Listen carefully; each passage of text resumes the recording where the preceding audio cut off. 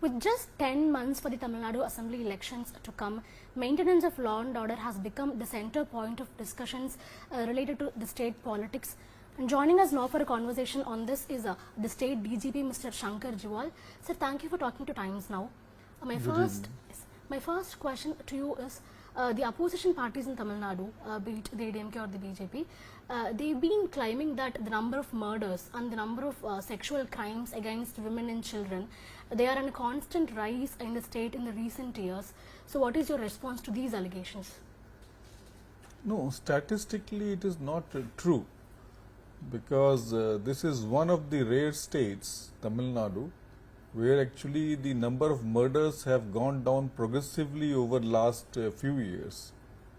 We saw a peak around 2019, and then if you take murders in 23, there is a reduction in 24 compared to that, and we have the latest figure of first quarter of 25, which compared to 24 has a further reduction in murder.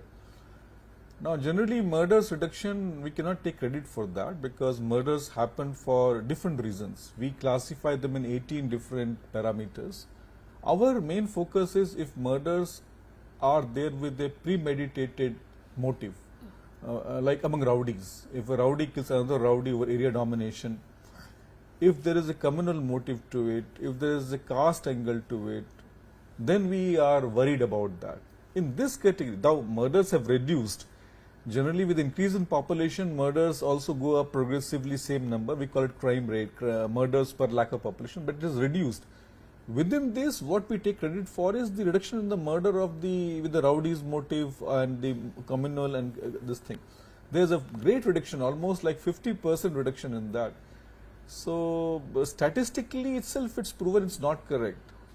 Second part is that crime against women, and I'll add children to that basically, because we combine, we have a vertical which we manage, crime against women and children. We are one of the states with the lowest rate of crime against women, if you go by the statistics of NCRB, National Crime Record Bureau, which is repository of entire country's statistics.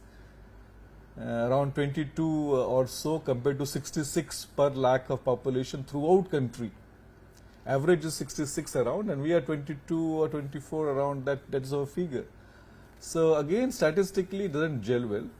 There has been a rise in absolute number of crimes, if you add all crime against women and children. But you must see that crime against children is one aspect where awareness is a very important part. So when there was a slight rise in number of cases registered, we went in that, and we found that awareness has played a major role, because a society, how aware it is regarding crime against children, to report it proactively.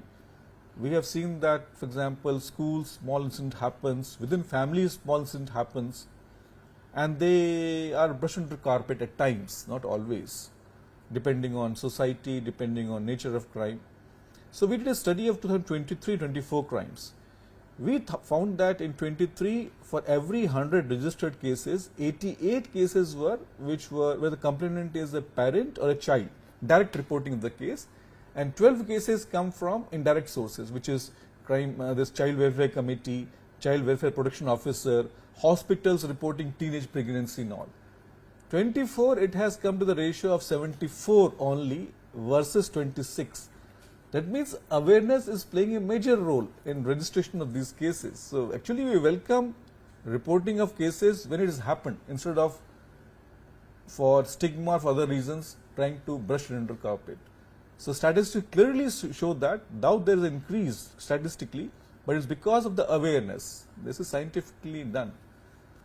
So I think we will strongly disagree with both the contentions that there has been an increase which can be attributed to a lawlessness or something. And statistics speak about it. Sir, the opposition parties' claims are shaped by certain high-profile killings. For example, if we take the murder of BSP leader Armstrong, or the mining corruption whistleblower Jabagir Ali, or the retired sub-inspector from Tirunelveli, Mr. Zakir Hussain. So these crimes are specifically being mentioned by the opposition parties, and they are telling that these look like revenge murders. And so if we talk about these killings, can we attribute this to the intelligence failure on part of the Tamil Nadu Police Department, because these seem to be revenge murders, right?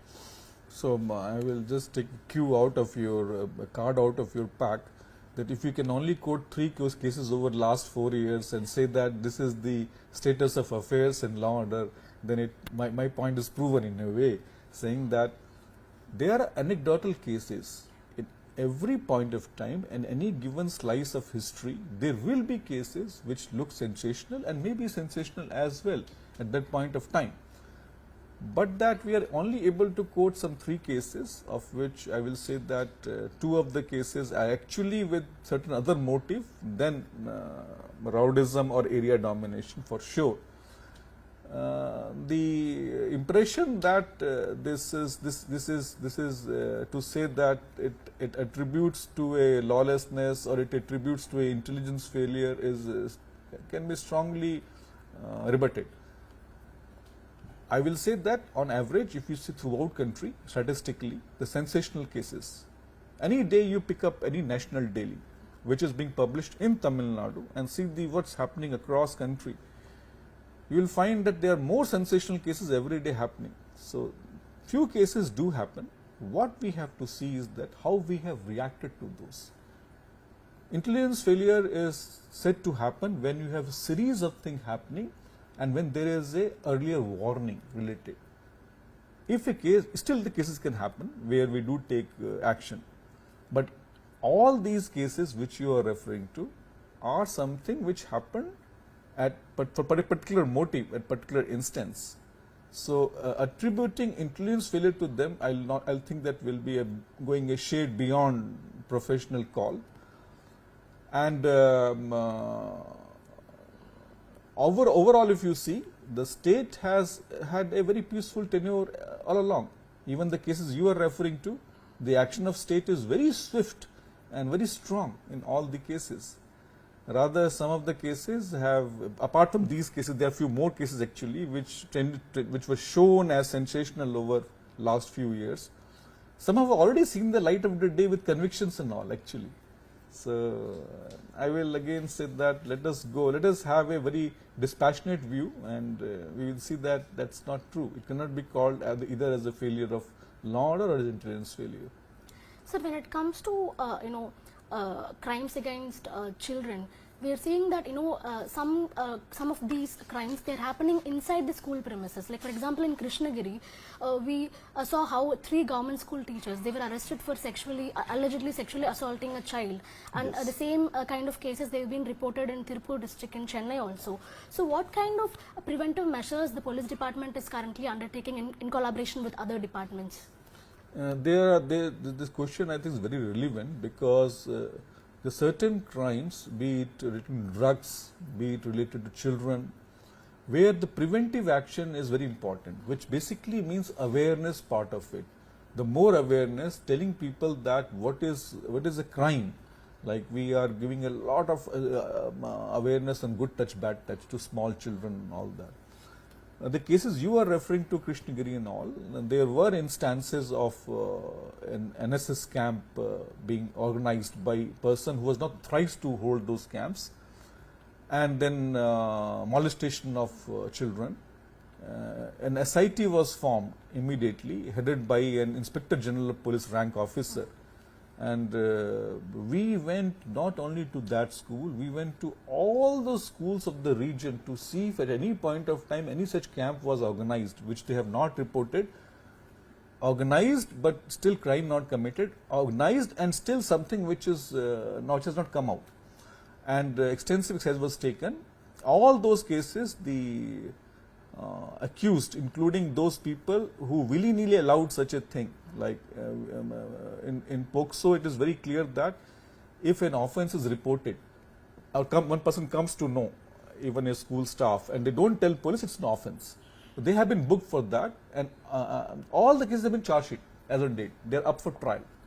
So the preventive aspect which you spoke about is very, very important. We have joint hand with social welfare department, which is in general, but more important school education, because it takes care of elementary this thing. And also the first week of the starting of the school or college also, we are dedicating entire week on the aspects of sexual harassment of any sort, how to report, whom to report, how to go about. We have added the drugs part of it by opening anti-drug club and education to our students and younger generation on that. Apart from that, a big awareness campaign like Chennai City and Aval campaign is going on, where self-defense training etc. is on. We just now in this budget, current budget, 75 crore has been specially allotted for the safety of women and children in cities, and 3 cities plus 3 Chennai, Kavadi and Tambaram plus 3 other cities going to come up in that. We have also come up with the educational material, a lot of it into it. This year government has also allotted 2 crore to police department alone for awareness campaign and all that, which we are going to do by having a lot of conferences etc. and these aspects.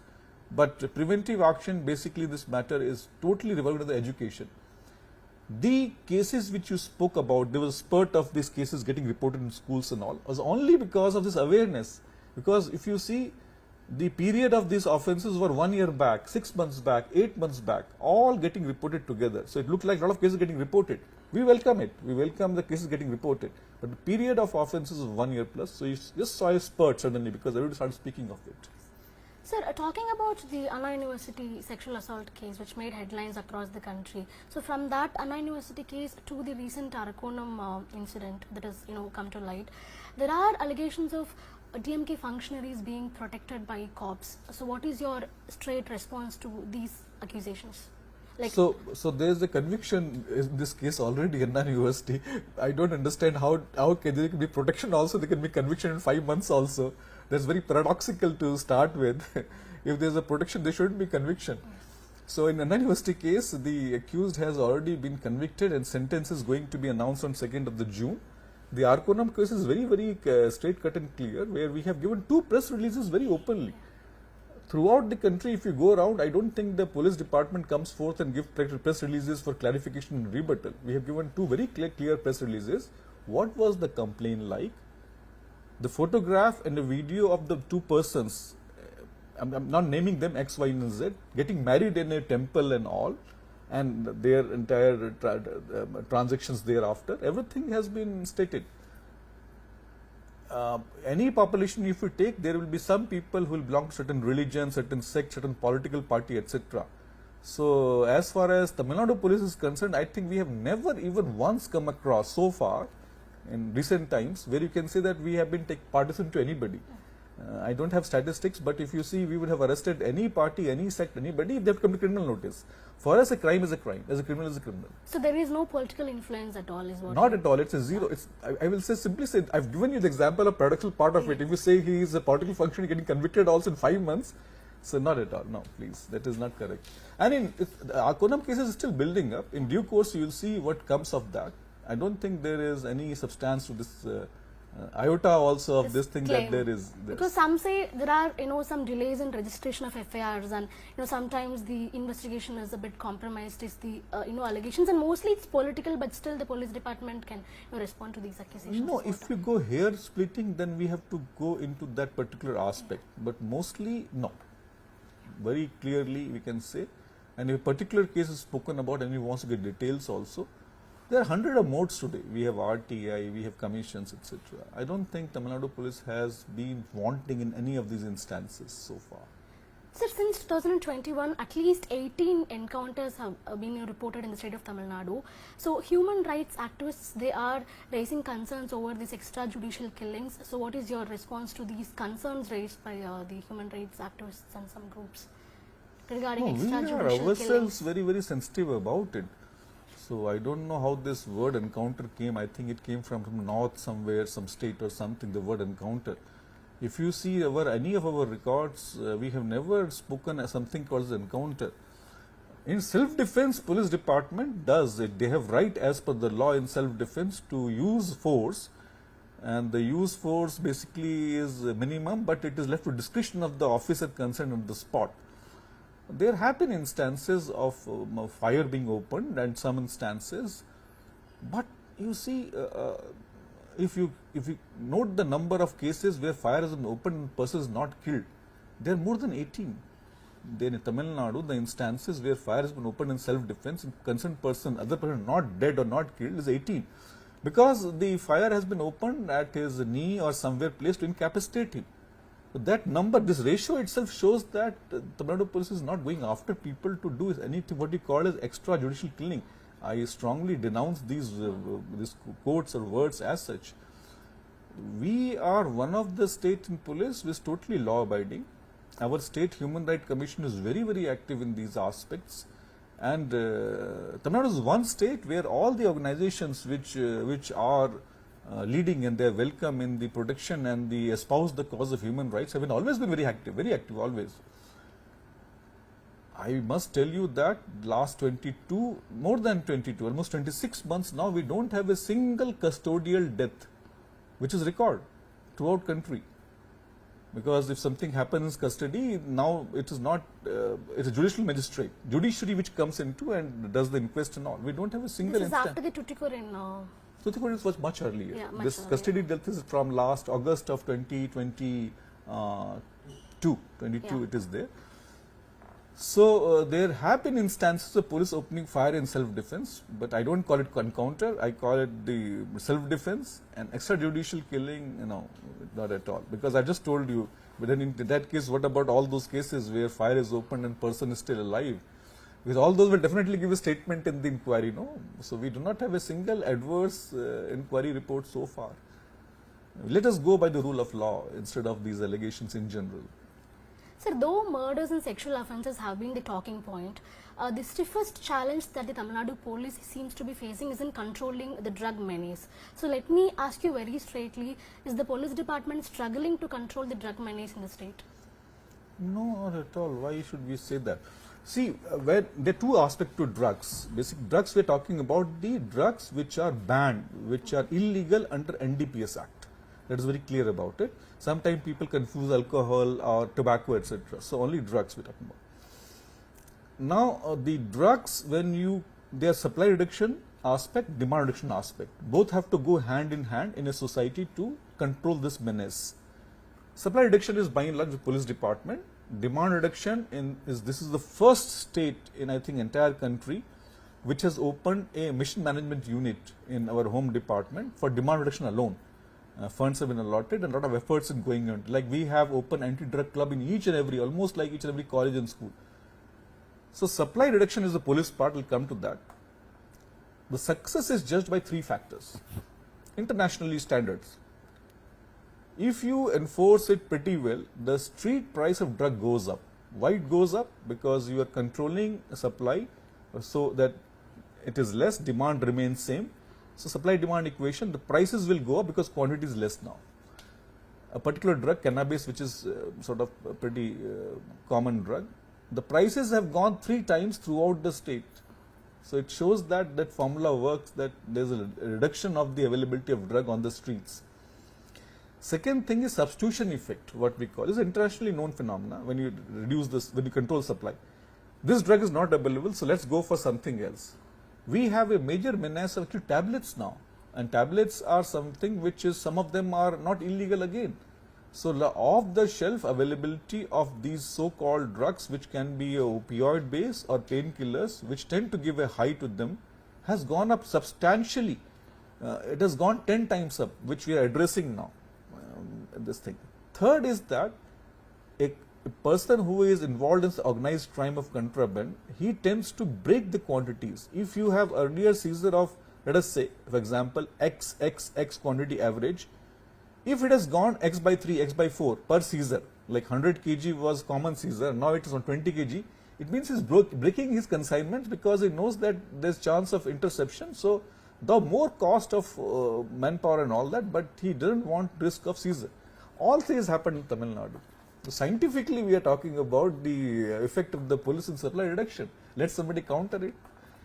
But the menace is there.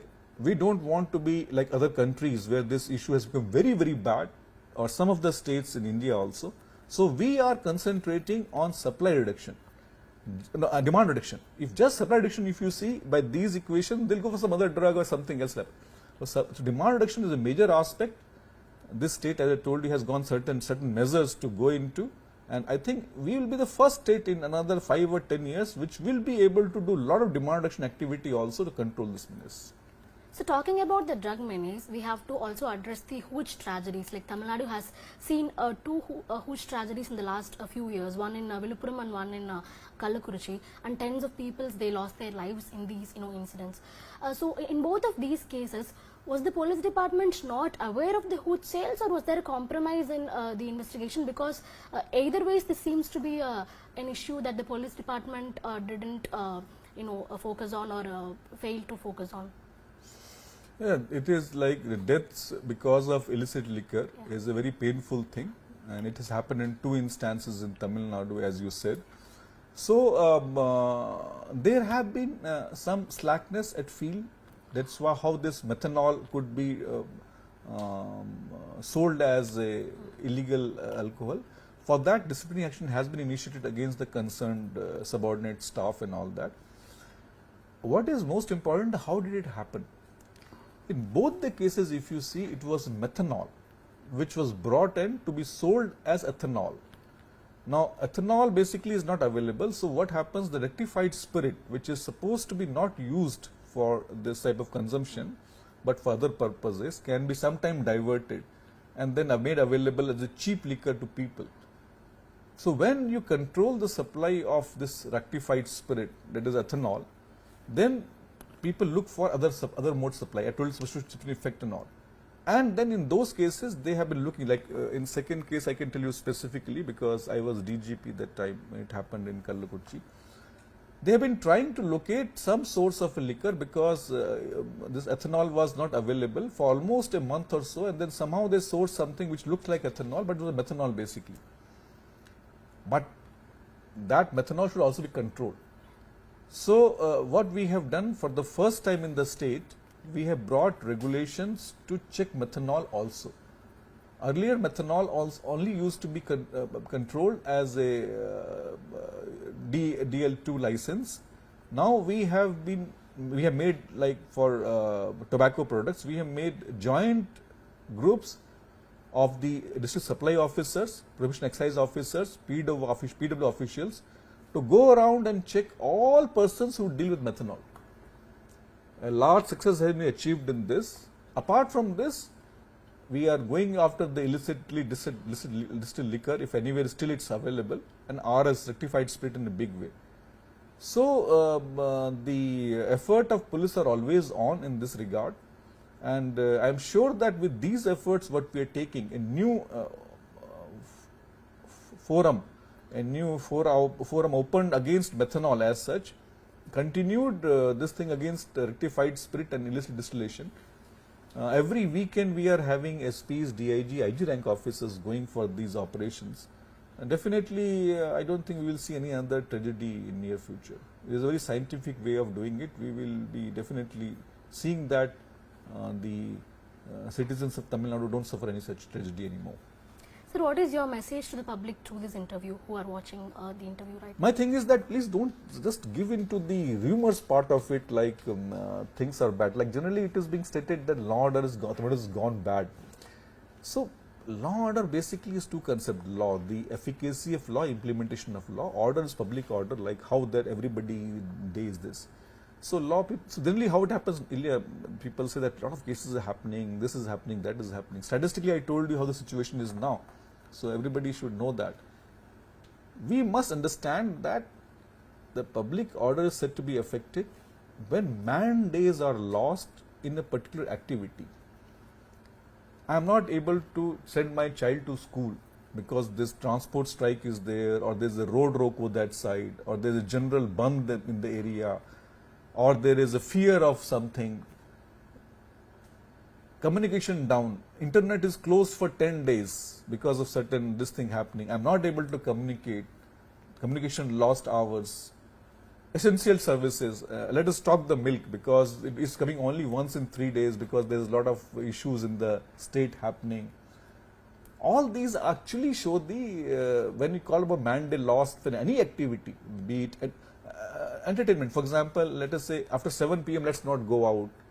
So you see footfall in Tamil Nadu in late evening hours is increasing with progressively year after year. So there's a tendency of telling people that in Tamil Nadu the law order is bad, crime is increasing. Statistically it's not true. Public order is at the best. No states clocks 9.6 growth, industries coming in, etc. if the situation would be so bad. So my message is that please believe in Tamil Nadu Police and the governance, and if there is anything, because nothing is always perfect, if there is something, please bring to our notice. We are always here to set things right. I say that we must take pride in the governance and the police in Tamil Nadu compared to any other states as such. That's what I will not say message. I'd say that is what I feel, and I think that we should give a thought to this. Thank you, sir. Thank you for talking to us. Thank you. That is the DGP of Tamil Nadu, Mr. Shankar Jiwal, telling us that statistically the crime rate in Tamil Nadu is going down year after year, and especially talking about murders. The number of murders has gone down in the last 4 years, 1 year after the other is what he has to say. And he's also telling that a special focus is being given on creating awareness about sexual offences, like how to reduce sexual offences. So let's wait and see how the situation pans out in the upcoming months and years. For the time being, this is Dharni Jay Prakash for Times Network from Chennai.